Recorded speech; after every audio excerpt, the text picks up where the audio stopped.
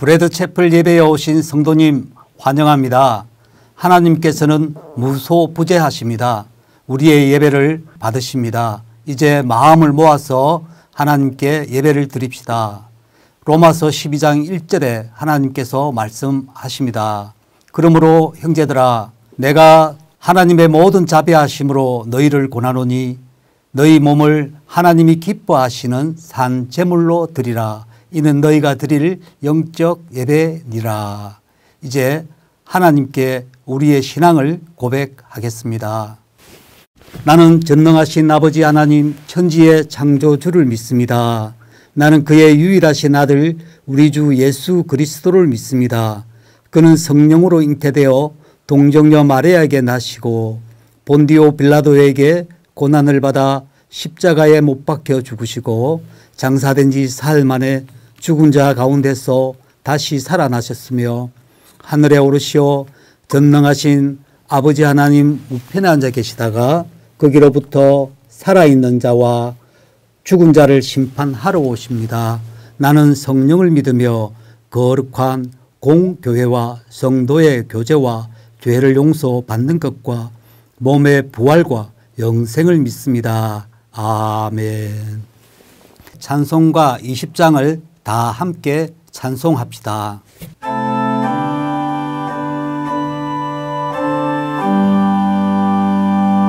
그 영광 중에 계신 주 나 찬송합니다. 영원히 계신 주 이름 나 찬송합니다.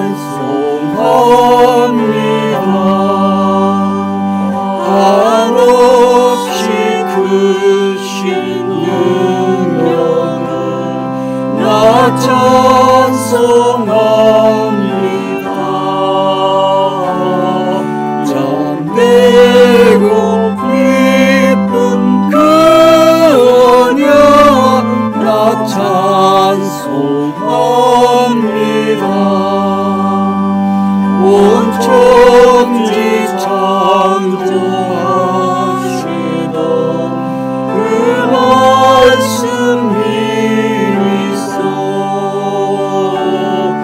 영원히 변치 않은 줄 나 믿사옵니다. 그 어려하신 주소서 날 불러주시고 그 품에 품어 주시니 나 찬송합니다.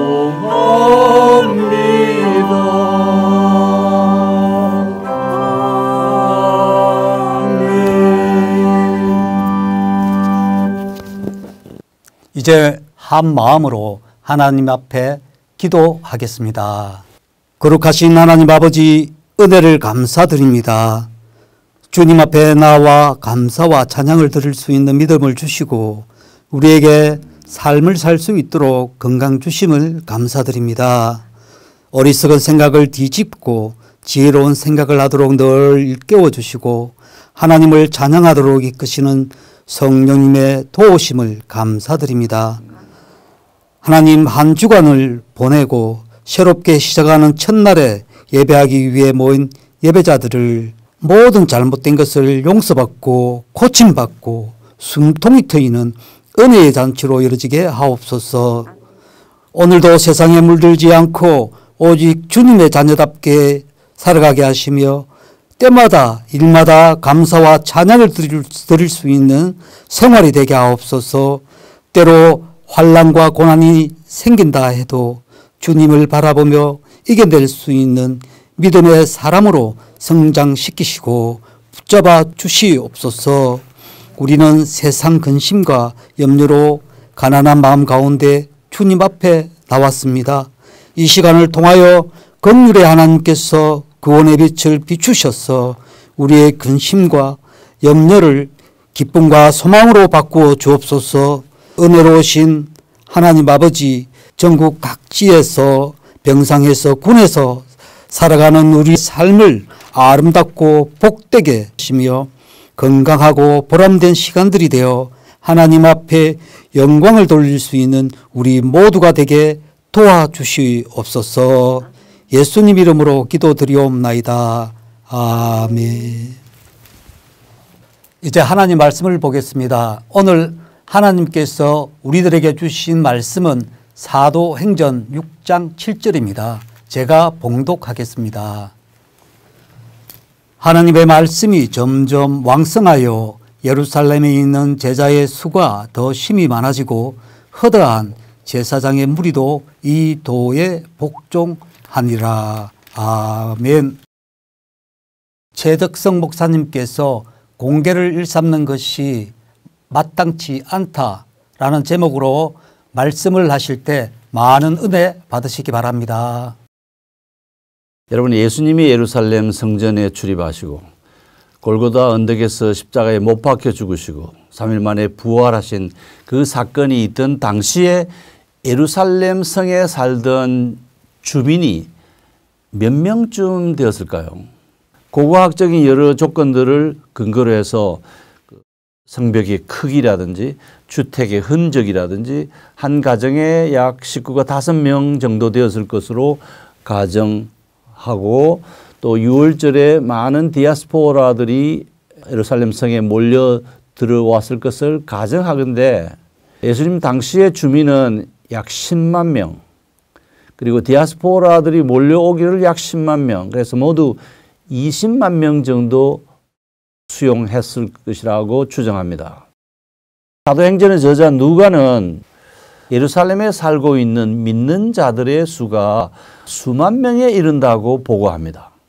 10만 명 정도의 인구의 기독교인이 수만 명에 이르는 그런 정도로 교회가 발전하고 기독교인의 수가 많아졌습니다.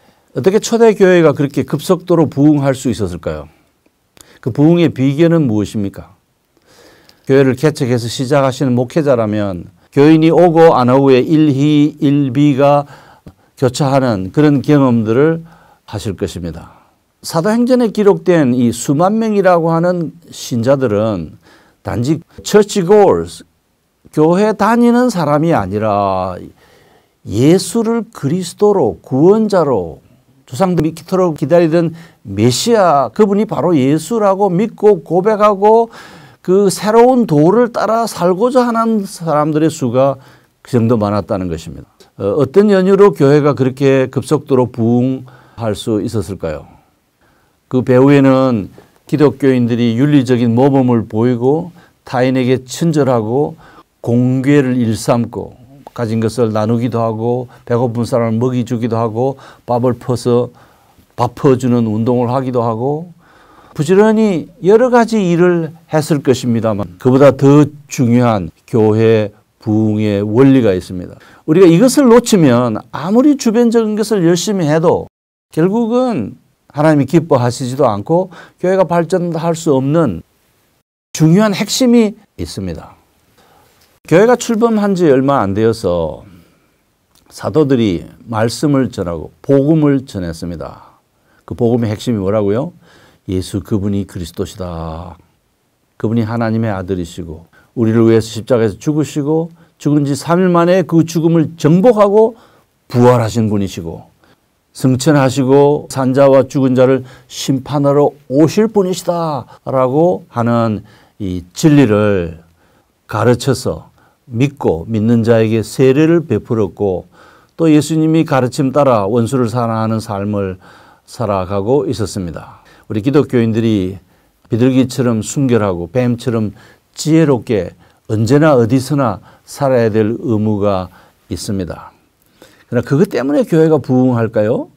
그것이 교회 부흥에 또 하나님 나라 확장에 큰 몫을 차지합니다만 사도행전 6장에 보면 그보다 더 중요한 것이 있음을 우리에게 가르쳐주고 있습니다. 그보다 중요한 것이 무엇입니까? 사도행전 6장은 사도들이 7명의 일꾼을 뽑는 이야기를 기록하고 있습니다. 그 7명의 일꾼을 뽑은 이유는 사도들 자신이 말씀을 전하는 데 전념해야 되고 기도하고 말씀을 전하고 복음을 전하는 일에 전념해야 하는데 이 분배의 문제, 음식을 대접하는 문제, 식탁 봉사를 하는 이 문제 때문에 본질적인 것을 하지 못하는 상황이다. 그래서 우리가 제대로 하려면 이것을 7명의 지혜로운 사람들에게 맡기고 우리는 오직 기도하고 하나님의 말씀을 전해야 한다. 그런 내용이에요. 공개를 하는 것이 좋은 일이나 그 공개를 일삼는 것은 마땅치 않다라고 사도들이 판단한 것입니다. 교회가 오순절 날에 출범한 이후에 예루살렘 교회가 부흥했는데 그 부흥을 한 가장 핵심적인 것은 사도들의 열성적인 복음 전도, 바로 그것 때문이었다는 것입니다. 12사도들이 제자들을 불러놓고 우리가 열심히 복음을 전해야 하는데 공개하는 일로 분주한 나머지 복음 전도 사역을 제대로 할 수 없다. 기도도 열심히 할 수 없다. 그래서 우리로 하여금 복음 전하는 일에 전무하고 열심히 기도하면서 진리를 설파할 수 있도록 지혜로운 사람 7명을 뽑아서 분배의 문제, 손님 대접을 하는 문제, 여기 공개란 말을 개역 성경은 접대라고 번역했어요. 언어의 의미는 그 영어로 테이블 서빙을 이야기합니다. 식사 대접하는 것이죠. 교인들이 많이 모이는데 그 가운데 가난한 사람들이 있을 거 아닙니까? 그런데 그 안에 헬라어를 사용하는 헬라파 유대인 배경의 기독교인들이 있고 아람어를 사용하는 히브리파 유대인 기독교인들이 있었는데 두 그룹 다 가난하게 사는 과부들이었어요. 그래서 주로 헬라파 유대인들이 불평불만을 쏟아냈습니다. 왜 본토인 유대인 과부들에게는 음식을 푸짐하게 주고 고기와 생선을 주면서 왜 우리에게는 이렇게 모두 영양가 없는 음식들 뿐이냐, 왜 풀밭이냐라고 불평을 토로했습니다. 밥은 인간의 삶의 사실 제1순위입니다. 사람에게 가장 급박한 과제는 빵이고 밥입니다. 여러분 3일만 굶어 보세요. 길거리 다니는 개를 잡아 보신탕 해 먹고 싶은 생각도 들고 날아다니는 비둘기 그 잡아다가 구워 먹고 싶은 생각이 듭니다.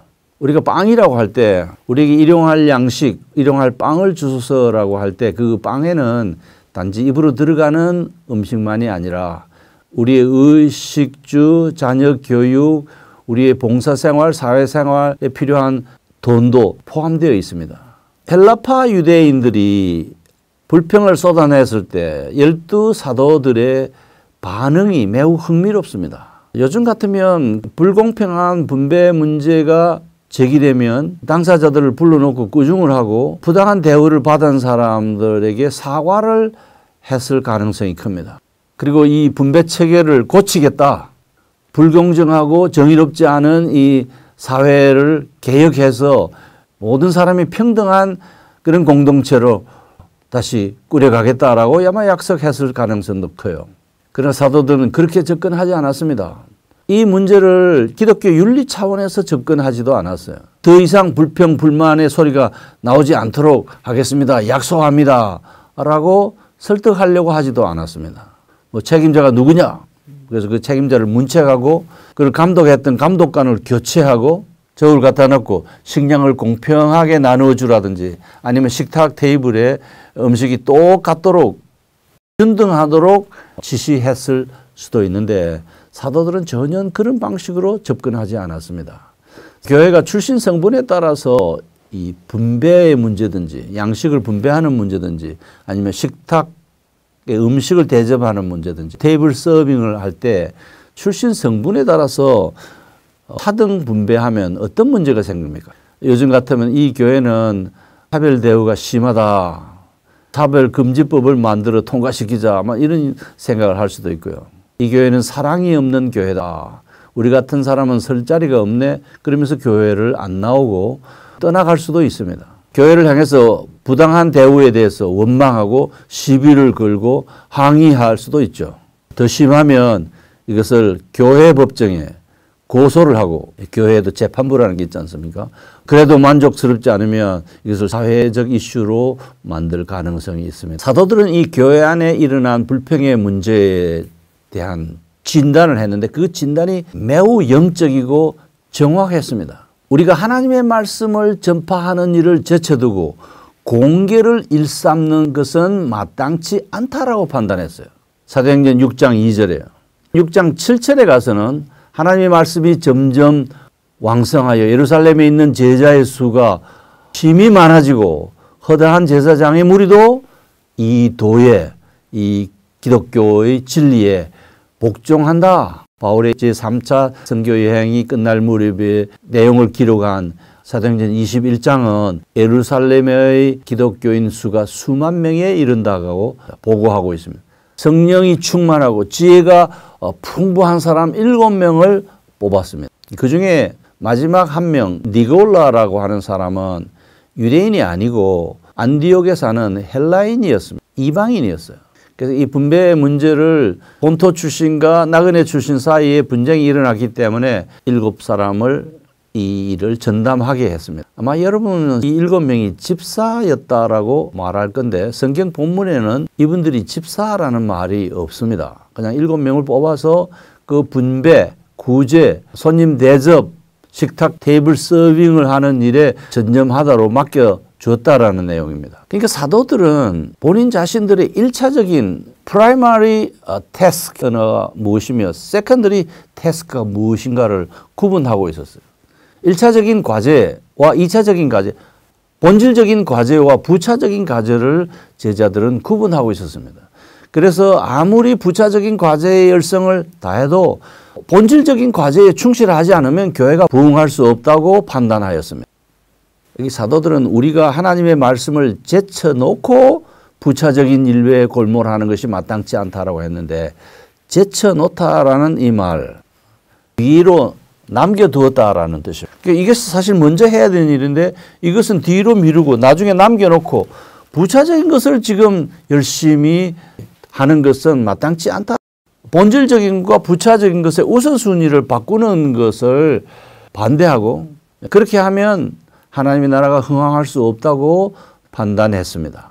자, 예루살렘 교회에 가난한 사람들이 많이 있지만 그러나 밥을 먹는 문제, 빵을 분배하는 문제, 식량을 분배하는 문제, 테이블 서빙을 하는 문제가 1차적인 것이 아니고 하나님의 말씀을 전하고 그 말씀을 사람들이 받아들이고 회개하고 예수를 그리스도로 믿는 그것이 본질적인 것이라는 것을 사도들이 간파했어요. 예루살렘 교회의 부흥의 원인은 바로 여기에 있습니다. 예수님의 제자들은 하나님의 말씀을 전하는 것과 식탁 공개를 하는 그것이 우선순위가 바뀌었음을 정확하게 간파했습니다. 의식주 문제 해결과 분배의 공정성 문제는 그것이 경제적인 사안인 동시에 정치적인 주제입니다. 너는 쌀밥에 고기 것을 먹는데 왜 내 식탁은 다 보리밥이고 이렇게 메마르냐 풀밭이냐? 왜 너는 갑이고 나는 을이어야 하느냐? 너는 아무 불평 없이 만족하고 지내야 되는데 나는 항상 이렇게 불평을 하고 살아야 하느냐? 식사를 접대하는 문제나 아니면 식량을 분배하는 문제는 곧장 정치적 사안으로 번지고 이것이 확대되면 지배계급과 피지배계급의 갈등 구조로 비화됩니다. 공산주의는 능력에 따라 일하고 필요에 따라서 공평하게 분배하자라고는 아주 이상적인 아이디어를 가지고 시작했어요. 동유럽과 러시아와 북한과 중국의 공산주의 사회가 건설되어도 분배와 불평등의 문제는 해소되지 않았습니다. 공산주의 사회의 부정부패는 이 자본주의나 민주주의 사회의 부정부패보다 훨씬 더 심합니다. 밥이나 빵이 인간을 궁극적으로 구원할 수 없듯이 분배윤리나 평등 원칙이 또는 사회주의 제도가 인간을 구원하는 것은 아닙니다. 왜냐하면 사람은 빵으로 사는 것이 아니고 밥으로 사는 것이 아니라 하나님의 말씀으로 살기 때문입니다. 한 번은 예수님의 수제자 베드로가 예수님을 크게 꾸짖은 적이 있습니다. 누가 누구를 꾸짖었다고요? 베드로가 예수님을 꾸짖었어요. 항의했습니다. 마태복음 16장 22절에 나옵니다.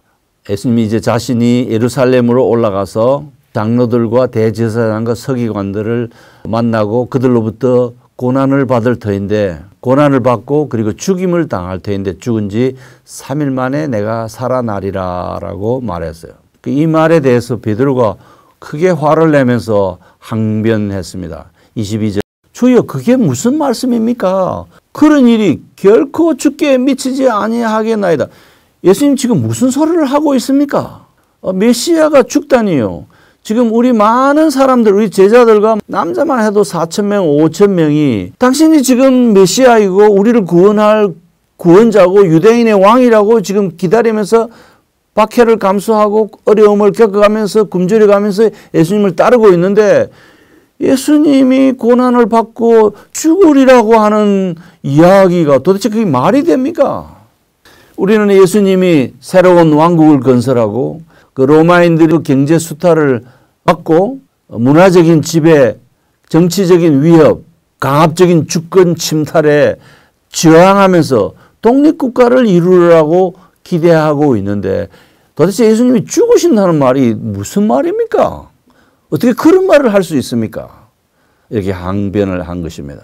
매일 당신만 바라보고 정의로운 사회, 배고픔이 없는 사회를 꿈꾸는 이 5,000명 또는 7,000명의 사람들은 어찌하란 말입니까? 새로운 이상사회를 건설하고 이상국가를 건설해서 정의롭고 평등하고 사회보장이 잘 되는 그런 주권국가가 만들어지면 우리가 로마의 지배를 물리치고 이 세상을 한번 갈아엎고 사회적 약자를 돌보고 이웃과 상생하고 그러한 하나님의 나라를 우리가 건설해야 되지 않겠습니까? 그래야 되는데 죽으신단 말이 도대체 무슨 말입니까? 예수님이 죽으면 3일 만에 살아난들 그게 무슨 소용이 있습니까? 새로운 왕국을 건설하지 못할 바에는 말이죠. 자, 그때 예수님이 베드로를 향해서 뭐라고 했습니까? 이 사탄아 물러가라. 굉장히 강력한 꾸짖음이죠. 그러면서 예수님이 하시는 말이 네가 하나님의 일은 생각하지 아니하고 사람의 일을 생각하는도다. 하나님의 일과 사람의 일을 대조합니다.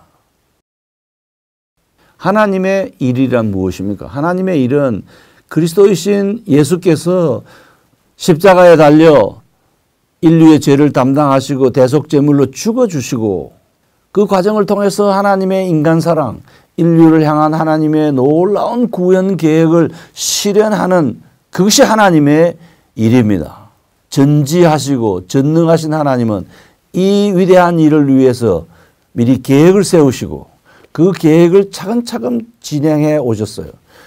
유대민족을 택해서 그 민족의 역사를 통해서 하나님의 특별한 뜻을 계시하시고 선지자를 세워서 하나님께서 그들에게 의탁한 말씀을 전달하시고 사도들을 세워서 그 예수 안에서 완성된 그 복음이 그 하나님의 의가 어떠한 것인가를 도성인신하시고 대속제물로 죽어주시고 화목제물로 희생당하신 그 메시아, 그 메시아가 죽으시고 죽은 지 3일 만에 승리자로 부활할 것이라는 그것이 하나님의 일입니다.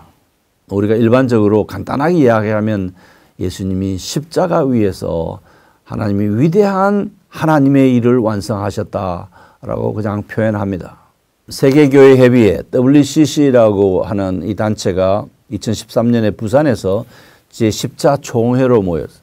거기서 선교와 전도, 부제가 함께 생명을 향하여라는 문서를 발표했습니다. 근데 그 상당히 긴 문서 그 어디에도 예수님이 우리의 구원자고 그 예수를 믿으면 구원받고 그 예수를 통해서 죄 용서함 받고 하나님의 자녀가 된다고 하는 진리는 담겨 있지 않습니다. 인권, 정의, 공평한 분배의 원칙, 혁명, 사회 참여, 사회 구원, 해방신학, 사회복지 등을 제1순위로 여기고 있어요. 우리 교회가 여유가 많아서 이런 일들을 할 수 있으면 안 하는 것보다는 훨씬 좋을 것입니다만은 제가 강조하는 것은 1순위의 문제는 제쳐두고 차선의 문제를 1순위 자리에 가져와서 그 교회의 에너지를 탕진하는 그것을 삼가해야 된다는 것이에요. 그렇게 하면 교회가 발전하지 않는다.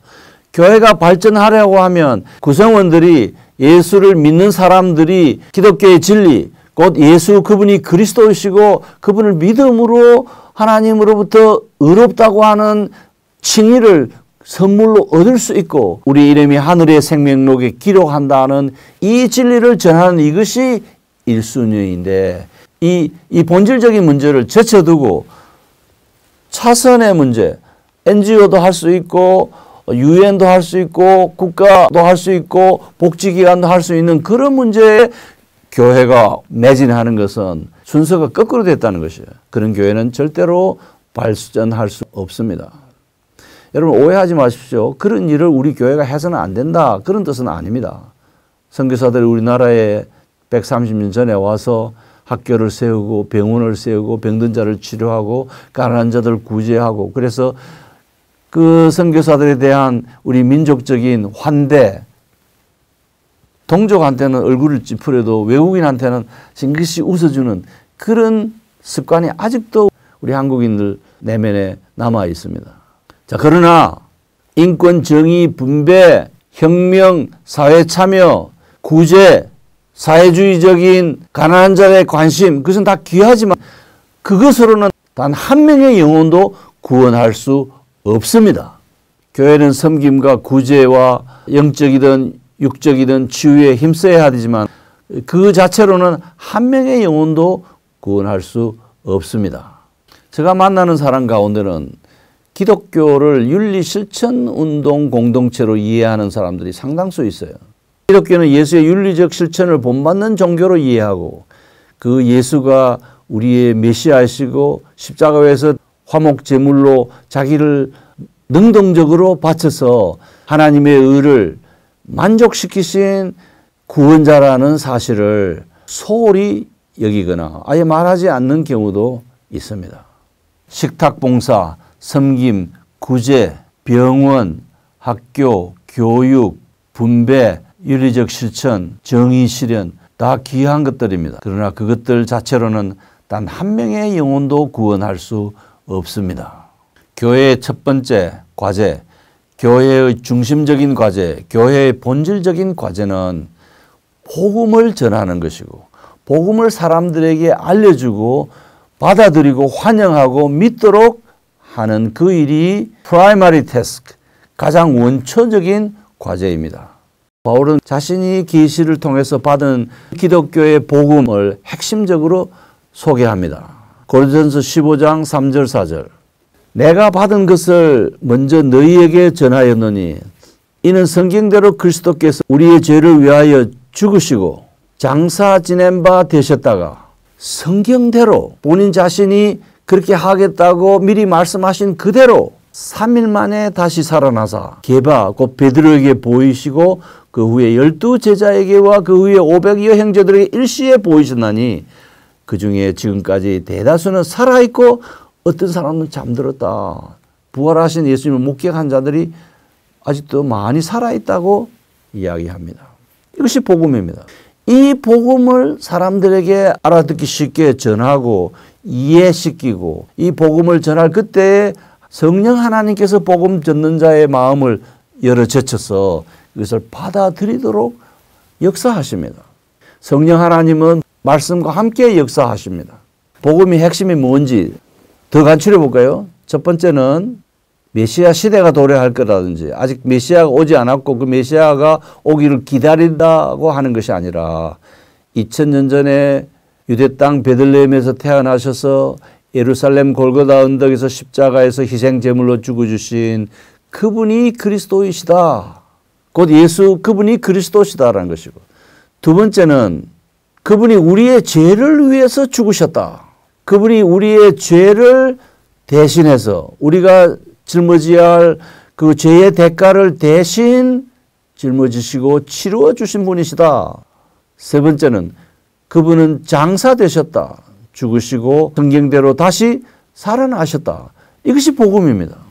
그 그리스도는 만왕의 왕이시고 선지자 중에 선지자이시고 대제사장이신데 자기를 십자가 위에 희생 제물로 바쳐서 우리를 죄에서 해방시키시고 내가 곧 길이요 진리요 생명이니 나로 말미암지 않고는 아버지께 이를 자가 없다라고 말씀하신 그 선지자 중에 선지자, 그분이 친히 진리를 가르치시고 자신이 구원자이심을 드러내셨고요.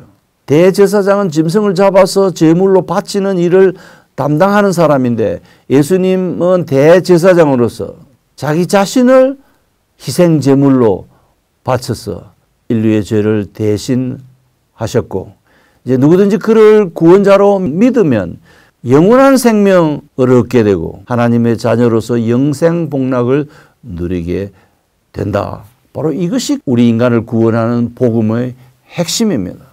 여러분한테 누가 말을 걸면 예수 그분이 그리스도시다. 그분이 당신을 위해서 대신 십자가에 죽어주셨다. 이제 그분을 구원자로 믿으면 하나님께서 그분의 의를 당신에게 전가시켜서 당신을 받아주시고 당신의 죄를 용서해 주신다. 예수를 믿으라고 전도하는 일.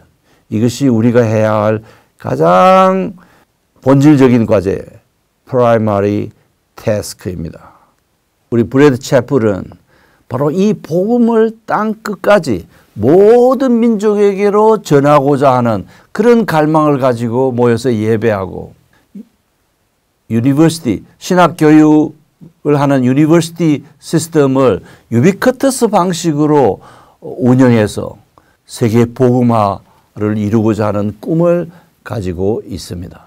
교회가 부흥되는 비결은 이 복음 진리를 확실하게 명료하게 사람들의 마음속에 심어주고 들려주고 듣든지 아니든지 간에 부지런히 이 말씀을 전하면 성령 하나님이 우리와 함께 하셔서 역사하시고 복음 전는 자의 마음을 여실 것입니다.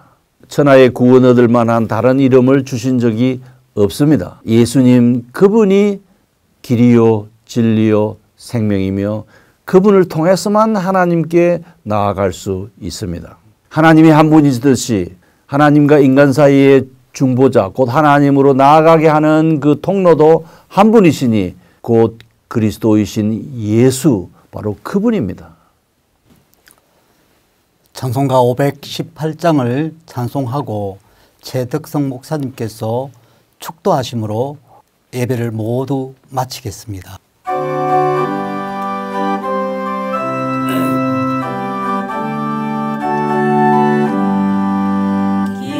소리 들리니 예수 구원하시나 만민에게 전하라 예수 구원하시나 주의 명령하시니 산을 넘고 물 건너 온 세상에 전하라 예수 구원하시나 바다들아 외쳐라 예수 구원하시나 모든 죄인들아 예수 구원하시나 모든 성아 일어나 메아리 울려라 복음 중에 복음은 예수 구원하신다 환난 중에 하는 말 예수 구원하신다 다시 살아나시오 예수 구원하신다 지은 죄로 인하여 슬픈 마음이 있어도 숨질 때에 내 할망 예수 구원하시나 바람 불어